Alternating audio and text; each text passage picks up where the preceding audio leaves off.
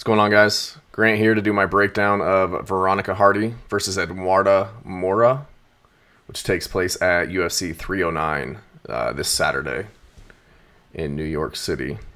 First fight of the card. Not a bad fight. I think it's a good matchup. It's your typical striker versus grappler matchup. Veronica Hardy, she's the striker in this equation. Great striking. Been in the UFC for a while. She's 9-4-1, which isn't the greatest of records, but she has been in the UFC since 2016. So that would have made her like 21 years old. I think at the time she would have been the youngest female athlete on the roster. But she has a lot of experience in the UFC.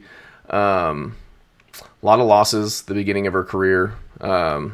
Lost to Ashley Evans-Smith, Andrea Lee, Jillian Robertson, submission win over Polyana Viana, lost to Bea Malecki. That was back in 2020.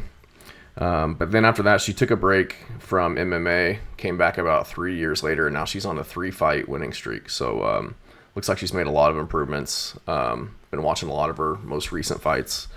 Definitely had some iffy performances, like I said in the beginning, but ever since she's been back, she's looking much better, and I feel like 28 years of age, she's only going to get better from here. But big for 125, probably not going to be as big as Moura, but very strong, big and strong. I know she does powerlifting competitions outside of MMA competition, but great striking, snappy jab, powerful combinations, great kicks. Comes from a Taekwondo background. I believe she's a Taekwondo black belt, karate brown belt, and then I think she's a brown belt in jiu-jitsu as well. So again, she has some submission wins back in her earlier career. But good grappling, gets up from takedowns well, scrambles, doesn't accept bottom position. Like I said, has a few submission wins over, I think it was Polyana Viana back in her earlier career. On the feet, she throws very effective striking, hard punches, multi-punch combinations. Does a lot of feints, which I like to see. A lot of people don't feint enough in MMA, in my opinion. So I think she's going to be able to feint in this fight against Moura, have her draw out takedowns from Moura, be able to stuff them, and just be able to pick her apart on the feet for the majority of the fight is how I see it going. I think she's going to be able to keep her at bay with her kicks, snappy jabs, snappy punches. Moura's not the best striker in the world. She is primarily a grappler.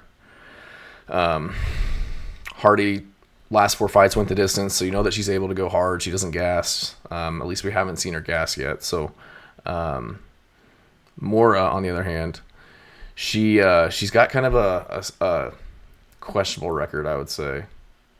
She's been fighting at 115 in the UFC, has yet to make weight though, so she's coming in the bigger fighter.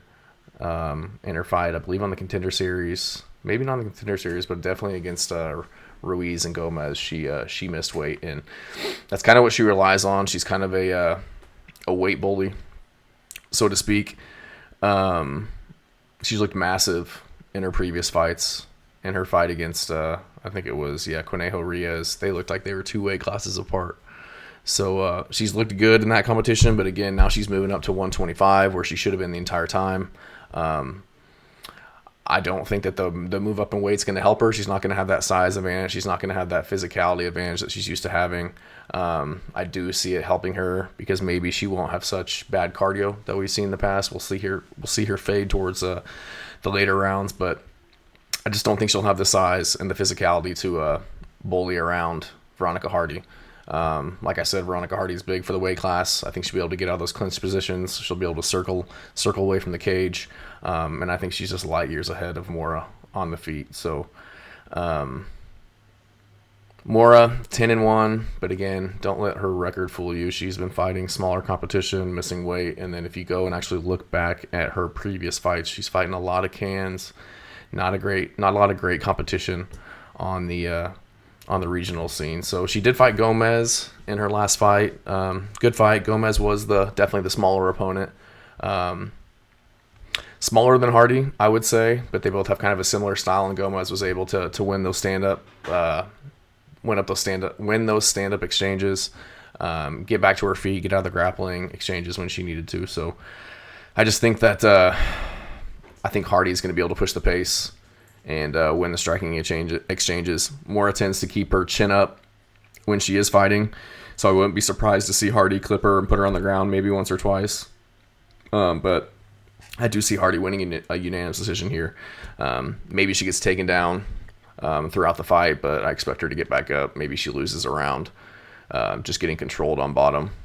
But I see Hardy being able to defend takedowns, scramble to her feet, and just be able to expose Moura in the striking department. So she just has more tenacity in her strikes, throws with meaner intentions.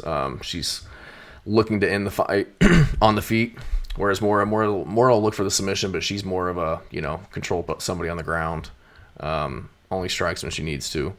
And I just think that Veronica is just a little bit more well-rounded everywhere, that she'll take this one by decision. So let me know your guys' thoughts. If you disagree, agree, whatever. But appreciate you guys watching.